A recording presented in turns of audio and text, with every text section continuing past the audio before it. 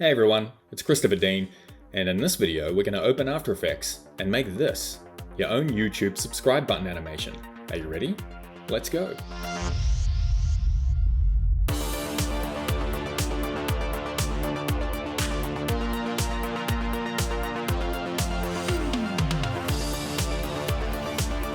Okay, and the first file you're going to need is this, After Effects YouTube subscribe button animation. This is on my G drive, and I'm going to put the link to this file in the description of this video. So once you've downloaded it, open it up on your desktop or wherever you want to put it, and then we'll take a look. And here it is unzipped on my desktop. I'm just going to select the file and double click on it to open After Effects. And you can see over in the project panel here, all of the assets that are provided for you. There's a mouse click sound effect, a whoosh sound effect, a channel avatar, and you can see my silly face up there. You're going to be wanting to replace that, so I'll show you how to do that later. A cursor hand, cursor pointer, a YouTube bell in its default state, and a YouTube bell in its enabled state. And the first thing we need to do is create a composition. So we're going to hover over the create a new composition icon there and select it. The composition settings modal is going to pop up. It's going to call this the same name as the tutorial. And we're going to check the settings to make sure it's set to 1920 by 1080. Its pixel aspect ratio is square pixels. The frame rate is 25. Now you can change that to 29 or 30 if you're in the States. Resolution full, and give it at least 12 seconds. Just going to say OK from here. Zoom out, and I'm just using Command minus there to get out. I might actually select the magnification ratio pop-up and select Fit. And also turn on the title action safe. And that's going to help us position everything that we're about to create. So I'm just going to come down here to the bottom left where all of our layers are going to be. Right click, go new, and then create shape layer. You can see that blue layer that's popped up. It's waiting for me to draw something on it. So I'm going to go grab the rectangle, hold it down, go to rounded rectangle tool, and then just draw a rectangle like this. Now that's the wrong color, of course. I want that to be white. And to see that actually happening, I'm actually going to right click on the name here, go to composition settings, and change the background from white to black. Just press OK, select that rectangle, and then come down to rectangle 1, open it up. Open up the fill one, select the swatch here and change it to white. And then we're going to just check the width and height of it. So drop down rectangle path 1 and uncheck this and enter 540 by 120. From this point you can pretty much move it around, but as soon as you do that you can see the anchor point up here moving around as well. So let's reset that first. I'm going to come up here to the toolbar up the top, hover over the pan behind anchor point tool, hold down command and double click. That's going to move the anchor point right into the center there. So now when we move it, and I'm just going to switch back to the select tool, we can drag this into place to about there. Then I'm going to select it, zoom in, and just make sure it's positioned really nicely there. And I might just keep it at the zoom level because we're about to build every other asset that we need in there. And the first one is the channel avatar. So we're just going to grab it and drag it on top here. You can let it go anywhere in here. You can see that little blue marker up the top appear, but I'm just going to drop it right on the first frame. All right, it's placed me off screen, which is probably a good idea. Let's move it into place. Select the layer, hit S on the keyboard to bring up scale. Then we're going to bring the scale down to about 20% and then position it around here. So you really want it to have the same space from the left as it does in the top and the bottom. Now with that layer still selected, I'm going to come over here to the rectangle tool and go down to Ellipse tool and double click on it. Now that's pretty much set up the mask we need to make this into an avatar circle. All right, so I'm just going to hit the U on my keyboard to close that and that. And the last thing we're going to do to the avatar is right click on it, select pre-compose, and then this will do. I'm just going to short that name to there and then put comp at the end of it. What that does is create a composition that's nested inside our main composition that we can double click on and then replace the image whenever we like. So when you bring in your own image, you can simply just replace it, scale it down, go back, and your face will be here instead of this ridiculous one. Yeah. Okay, so let's add some text. Let's go up to the toolbar, hit the horizontal type tool, hold it down and drag it. That's going to create an area for the text. Let's come over to here, select paragraph, select left aligned, go back up to character, and I'm going to change this to Roboto, which is the YouTube and Google font. Let's try Roboto bold. I'm going to type in first name and hope the F comes in. And I'm going to press enter and enter last name. And let's do the same thing that we did to the background panel. Select that layer, hold down Command, double click on the pan behind tool. That's going to center the anchor point there. Then we're going to go and select it and just bring it down a bit. Okay, now we've got the avatar and the name set up. Now we have to create a subscribe button. But to position it properly, I'm actually going to place the bell icons where they need to be. So I'm going to grab the default one, drag it into our timeline. Let's just zoom out and see where it's been placed, right in the middle of the canvas there. I'm also going to place the YouTube bell enabled right on top of it. And you can see what's going to happen, right? We're going to be fading from this one into this one once it's been selected. Now they come in quite small, but we're going to convert these into shape layers so we can scale them without them pixelating. Let's do that by going up to Layer, then Create Shapes from Vector Layer. Let's select our old Illustrator layers there, delete them, and you can see that they're still there. Now we can select both of them, zoom out, grab them and move them into place, hit S on the keyboard, and I'm just going to hold down Shift and then up arrow to scale them up to about there. Hit P for position so I can move them over, and then hit Shift left arrow twice. Might move them down a little bit there as well. And you can always bring in some guides. So if we went to View, Show Rulers, then we can bring in a guide just like we do in Photoshop and place it around the middle there, which will give us a better way of aligning those two. And they're pretty much aligned there, so that's pretty good. I might just move it in one more. And now we just need to create the subscribe button. So let's create another shape layer. I'm just going to right click on this area here, go to New, Shape Layer. Let's draw another rectangle by holding down this and selecting Rounded Rectangle tool. Just going to draw this into place like this. And just check its size like we did with the other shape. So rectangle path, uncheck this, and this needs to be 160 by 48. Move it down and over a little bit so it's placed nicely there. Now the rounded corners there are too round. So let's go to roundness here, and I've selected it there so you can see it. Let's change this to around 8. Okay. Might just move the text up a little bit so that line height sits it right in the middle of that vertically. And then let's go to the type tool again. Drag some type on top of this.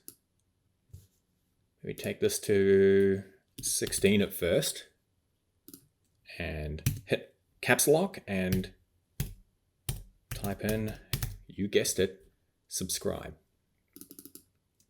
Let's select it, go over to character here, change its color to white. Then we're going to change its weight from bold to medium. Change its size to around 20. Move it down. And then move it into the middle of that button background. And for now, I'm going to hide that guide by going to View, Show Guides. I'm clicking that. I'm also going to hide the title action safe. So everything's nice and clean now.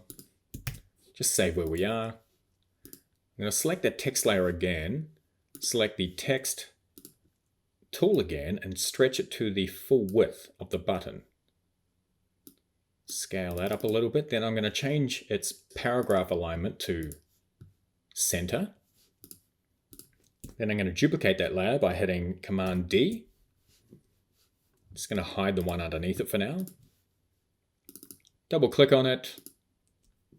Put a capital D at the end, because we're going to be fading between that one and that one once you've clicked it.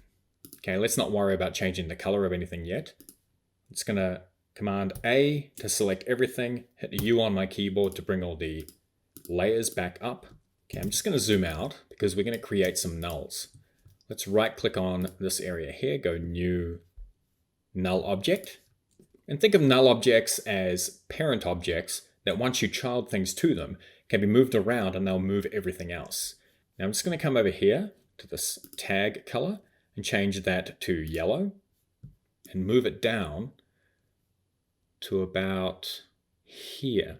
We're going to call this null main, and you can rename things by selecting the layer and hitting return like that, typing in the name that you want. I'm going to select it and duplicate it by hitting Command D. It's going to move this one down. This one is going to be used to move that button. So I'm just going to zoom in, place it right in the middle there. I'm going to duplicate that one, move it down. Just move it out of the way by hitting Shift and the arrows. And this one is going to control the bell icon. So if we think about those nulls, this is the main one, and it's placed at the bottom left. So when we scale this in, it's going to kind of go from scale 0 up to 100 and bounce a little bit. This null is going to move that button out of the way once we click it, and this one is going to control the bell icon. So when we click it, it's going to do something like that. Okay, so with the bell one selected, let's change its name to null bell, and then select it, and then move it down to where those two layers are. Then we're going to select the first bell icon, hit the pan behind tool, or you can just hit Y on your keyboard. And we're going to move the anchor point up here to the top. Hit the select tool, grab the other bell icon, do the same thing. That just makes sure that when we rotate it with the null, that they rotate like this. Let's hit the select tool again, grab both of them, and you can see this little twirly icon here. We're going to click and hold on the first one and drag it up until it selects that null bell and let it go. Now, if I select that null and move it, you can see that moving. If I hit R to show rotate, you can see it rotating like that, which is what we want. Okay, let's grab the null for the button, change its name to null button. Grab the layers underneath it, which are subscribe, subscribe, and the shape layer for the button. Click and hold the pick whip and select null button. And then we're going to select those two nulls, grab their pick wicks, and parent them to main. And then we're going to just do that with all the other layers as well. So the text, my avatar, and the shape layer at the bottom, they are all going to go up to null main as well. And you can see what's going to happen here. We're going to move that around. It's going to move everything. And that's it. We've pretty much set up everything to animate. So let's start doing that.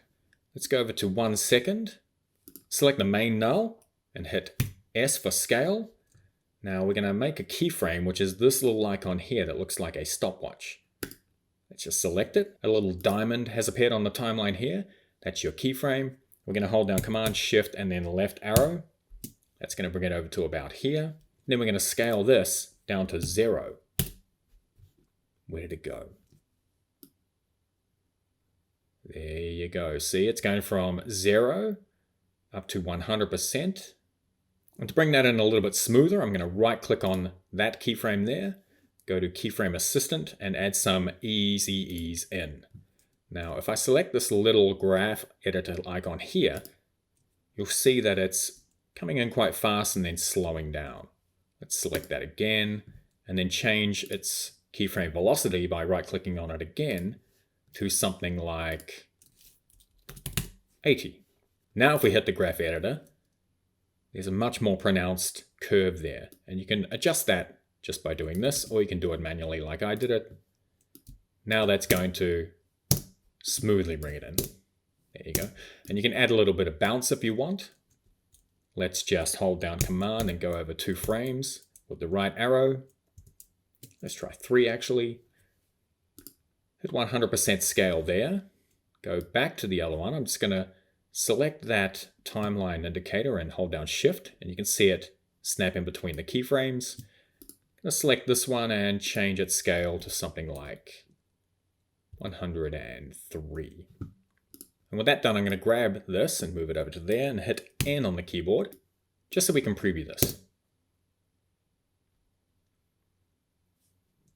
Okay, it's not too bad. I might want it to go a little bit faster, so from here, I'm going to go Command right arrow, 2 frames. Now let's preview it. Okay, that's better. And to add a little bit more realism, we're going to turn on motion blur. So that's this icon here, enables motion blur. Now you're not going to see anything until you turn on motion blur for those layers. So let's select the ones that you want to actually have motion blur, which is everything but the nulls, and then set it here. So underneath this motion blur icon here, we're just going to hit the first one, which will set it for all of them. Now if we preview it, you can see it affecting everything. So it's got some natural motion blur in there. Awesome. Now when this scales up and settles, I want my face to scale in as well. So with it selected, I'm going to hit S, make a keyframe there, hold down Command Shift and then right key, hit a keyframe there, go back by Command Shift left key, change this to 0, which is going to do the same thing. As this is coming in, then you'll see my face appear, and I'm going to right click on that keyframe and add easy ease in as well. And I'm just going to go to 1 second here on the playhead and drag those back to there. So as it's scaling in, my face comes in as well. That's probably still a bit too late, so let's go right in the middle of those two. So as it's coming in and bouncing back into place, I do as well. Let's also give it that little scale trick. So set a keyframe there at 20%, come back here, go up to about 22%. Let's just have a look at that graph. Looks all right. And we'll preview it. Okay, not too bad. Maybe we can shave off a couple of frames of the animation itself. So move these 2 over. And I'm just clicking and dragging there to select 2 keyframes. And the next thing we want to do is have our first and last name kind of slowly fade on as that transition is finishing. So we're going to go up here to the menu and hit Animation, Apply Animation Preset. Then we're going to do fade up words. Let's try that. Just select it and press Open. You're not going to see anything there, so let's hit that layer and hit U to show its keyframes. You can see that keyframe there. We want to bring it into about there and have that ease in as well. Now if I come out here to 3, hit N and then preview it, let's see what happens. Okay, that could be a bit faster, so I'm just going to bring that into about there. Okay, pretty good. From 2 seconds, we want the subscribe button to pop in as well. So let's grab the null button, hit S on the keyboard, enter a keyframe, Command Shift, right arrow, hit 100%, come back, enter 0. That's going to animate that in like this. Let's right click on that N keyframe and enter easy ease in. Command right arrow 3 times. Make a keyframe there. Come back to here, change the scale to something like 103, which is going to bring it in and then come back. Now let's preview all of that together. Okay, that's coming in way too late, so let's drag and select all those keyframes. Bring them back to about here, so as my face settles, the name comes in, then you see the button come in. Now we want that button to actually be moved over a little bit, and then move out of the way once we click it to reveal that bell icon. So I'm going to hit P on my keyboard. It's going to hit a position keyframe here, and I might actually move it over to about maybe 4. Then hold down Command Shift and right arrow. Add another keyframe. And then go back to this one and move it over. So with it still selected, let's just do that to about there. See that it's trying to move out of the way. I'll right click on this first keyframe and go easy ease out. I'll right click on this one and go easy ease in. And that'll make it move a bit smoother. Now we're going to tweak the keyframe velocity a little bit later because that's where we're going to be clicking it for the first time. Let's also do that to the bell icon. So as this is moving, the bell icon is moving from a little bit further in, outwards. So let's select the null bell, hit P on our keyboard to see position, add a keyframe there, bring that forward there, add another keyframe, go back to this previous one, with it still selected, move that in a bit to about there, and then we're going to right click and add easy ease out, just like we did with the button, and easy ease in. Let's go to the 5-second mark and hit N. Maybe go to the 2-second mark and hit B so we can preview that. Cool. Okay, let's go along to about 6 seconds. Grab the null bell, hit R on our keyboard to bring up rotation. And we're going to set a keyframe here. Hold down Command Shift, go forward. Hit another keyframe, do that again. Hit another keyframe and then do it again for that. This is going to allow us to go to the left about 15 degrees. Then to the right.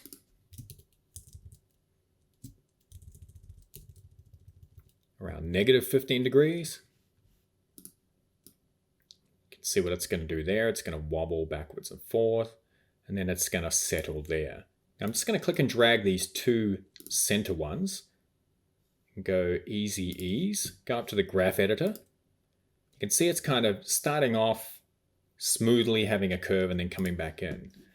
Now I'm going to click and drag and select all of them, hold down Option, and then bring in their time a bit because I know that was going to be way too slow. Let's just go to 5, hit B, 8 seconds and hit N, and then preview it. Okay, that's not too bad. And just to clean up the spacing of these keyframes, I'm going to hold down Shift, make sure they snap onto an actual keyframe. Then I'm going to select the enabled outlines, hit T, which is going to bring up transparency, make a keyframe there, go forward to that one, hit another keyframe, come back here and set this to 0.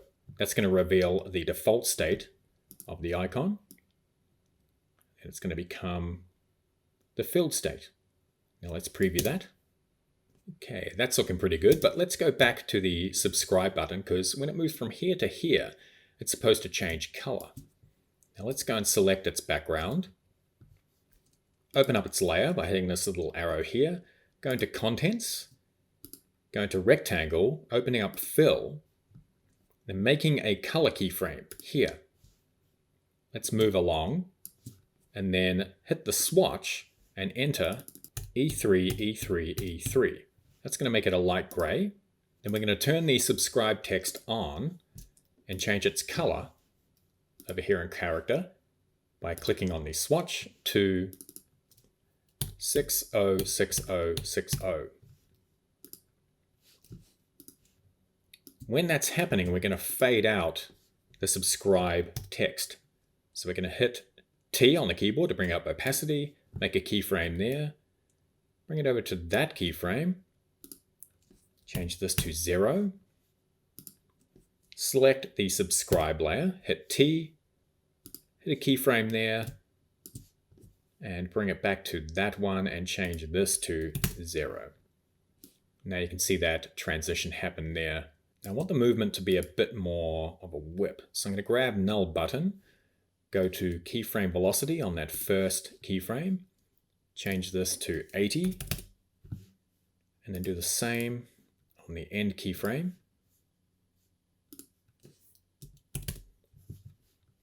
And also do that for the null bell.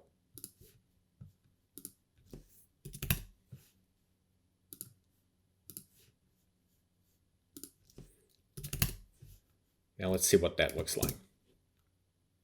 Okay, that's better. I think we can move in all the keyframes for this in a little bit and actually click on it right here.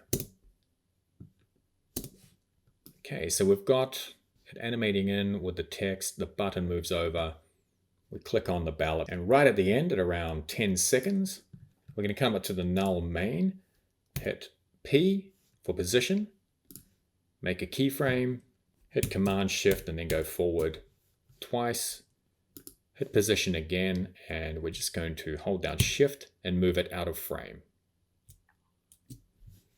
Then we're going to go to the previous keyframe, right click on it, add Easy Ease Out, right click on it again, go keyframe velocity, and change this to 80.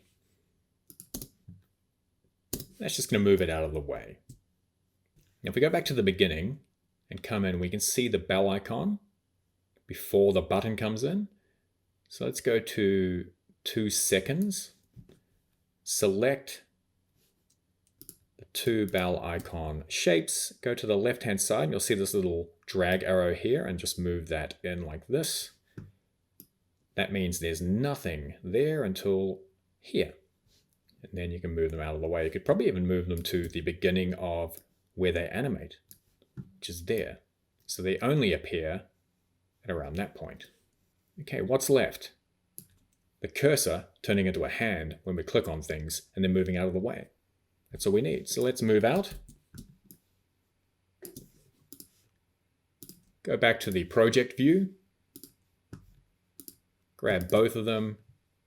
Just going to go to the top of the timeline there, drag them right into the top there. Now we can convert these into shapes as well, so let's just select them, go to Layer, Create Shapes from Vector Layer, delete the old layers,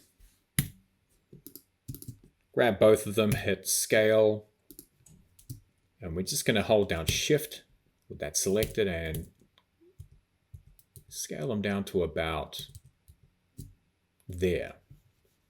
Okay, we're going to right click in this area and add another null for them. Let's change that to yellow as well. Then we're going to grab both of them and pick whip them up to that null. And let's just rename it null cursor. Okay, let's grab that null and move it down to about here. Let's just check the size of it again by moving in. That could still be a bit too big, so let's grab the scale of both of them, bring that down to 40. And as everything moves in, then we're going to start to bring them in at about the 2 second mark, so drag them out of frame here. Select the null cursor again, hit P on your keyboard for position, make a keyframe, And we're going to come over here to the 4-second mark where we actually click it. We're going to select it and drag it over to about here. And you can see that there's some little Bezier curve handles that have appeared. So we're going to do something like this, where the cursor comes in, stops and clicks, that moves out of the way, and then we're going to move over to here and hit that one. So as that's doing that, I'm going to bring it down to about 5 seconds, grab the null again, move it down to about here, grab this one, move that in a little bit,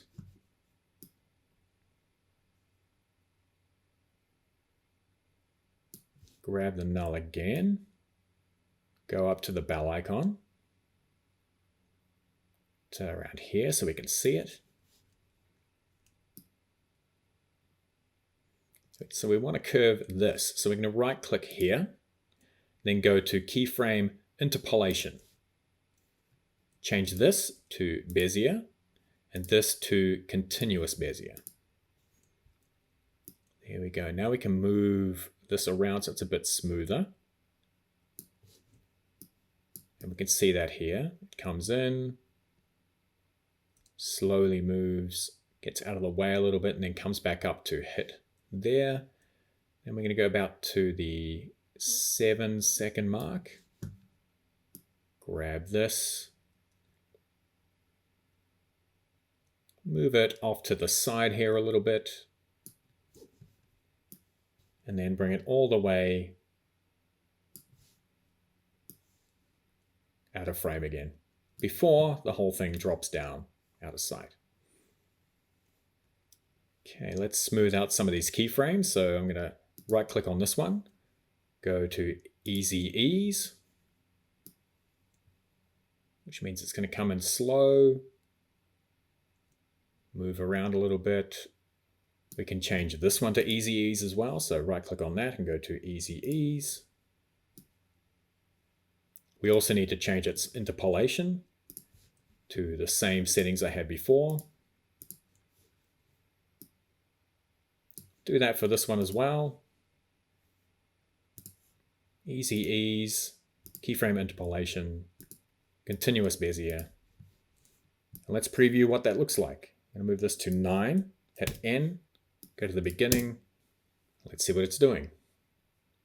Moves in, clicks, clicks again, and then moves out of space. Now, we want it to scale as it's going in as well. So here we're going to select the null cursor, hit S on the keyboard for scale, make a keyframe, go forward 2 frames,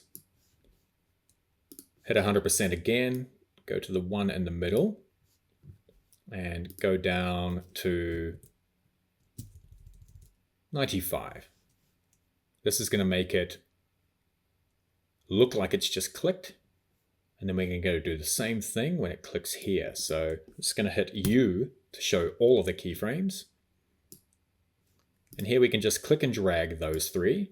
And with the playhead here, where you want it to be, you can copy and paste them.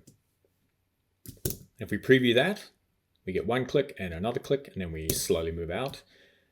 And while that's happening, we want the cursor to change into the pointer icon.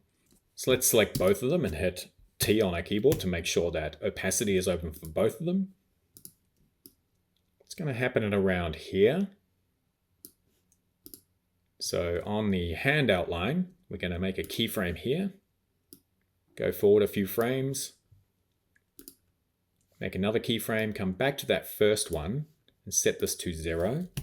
And we're going to do the reverse to the one underneath it. We're going to hit a keyframe here for 100%.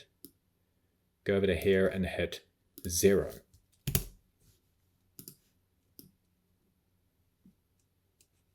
Okay, so it's changing from one to the other. And if you think about it, the position for this one should be pointing right where that one is. So let's fix that now. I'm going to hit P on my keyboard, shuffle it over a little bit, and then go up a few. There we go. Hit T on my keyboard to go back to opacity. and then it's going to switch back about there. Now the great thing about these keyframes is that you can select these two, copy and paste them, then right click on them, go to Keyframe Assistant, and then Time Reverse Keyframes. That's going to reverse what we just did there in the beginning. So we're going to copy and paste these two and do the same here. So it's going to go back to normal here, and then when it hits that bell, it's going to change again. So we grab the first keyframes and copy and paste them into that area. Do the same here. And when that's finished clicking there, at about here, we can grab this second set, which reverses all of that again, and copy and paste that over to there. Okay, let's see what that looks like.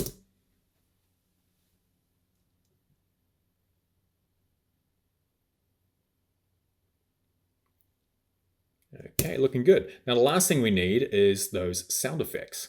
So let's bring them in. We get a whoosh around here. And I'm just going to grab the first keyframe, hold Command A, select everything, and then hit U. So it closes them all up. Then I can drag the whoosh sound effect down to here. Move it over. Now, if you want to see the waveform, you can always open this here, so you can time it really perfectly with when you first start to see that come in. And we're going to need that one at the end as well, when this comes back down. So you'll probably hear it at about here when it starts to pick up a bit of velocity. So let's close that. Just hit Command D for duplicate, move this over, maybe drag it to around there. Bring in the mouse click sound effect. Let's open that up because that seems quite long.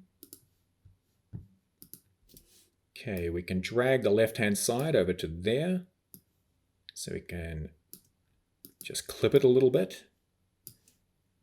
And then we have our first click there.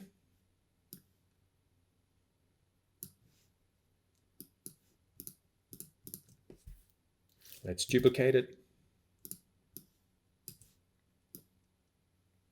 And our second click is right there.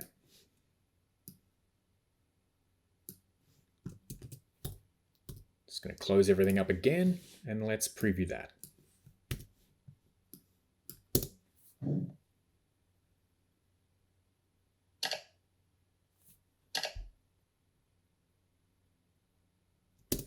Okay, the audio level is a bit too loud. So you can adjust that by going into the audio level here and changing this to something like -6 decibels. Let's do that to all of them actually. So I'm going to select these last 3 layers, open them up, all at the same time. Change this to -6.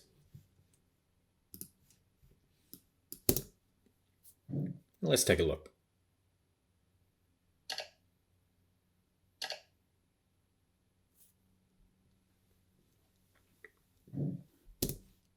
Okay, that's a bit better.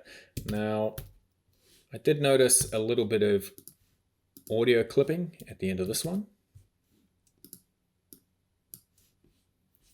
Let's see if that fixed it.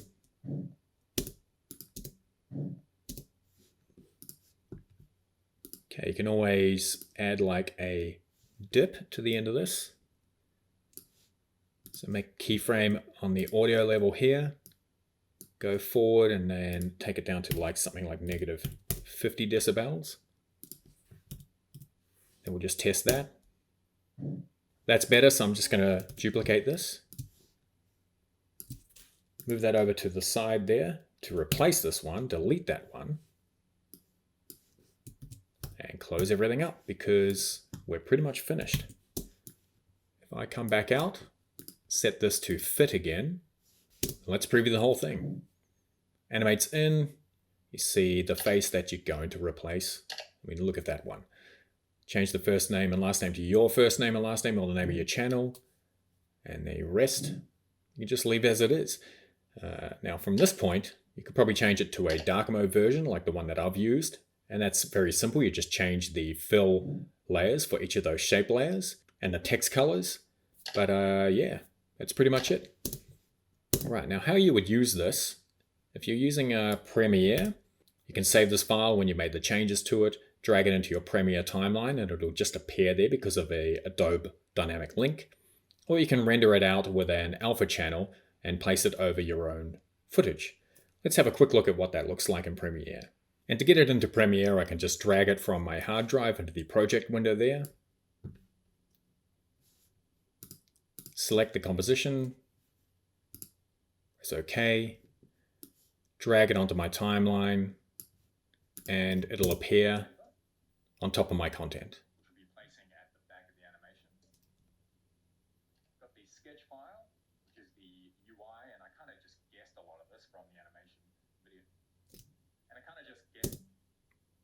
I do a lot of editing.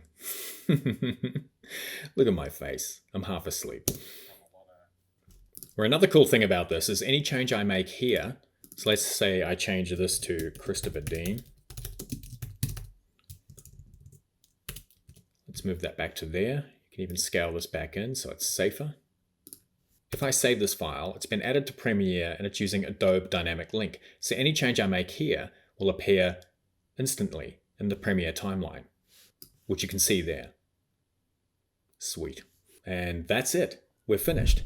You've learned how to make your own YouTube subscribe button animation using After Effects and a few assets. And yeah, hope you had fun. I did. I hope you're taking care out there, looking after yourselves and each other, and I'll see you in the next one. Bye.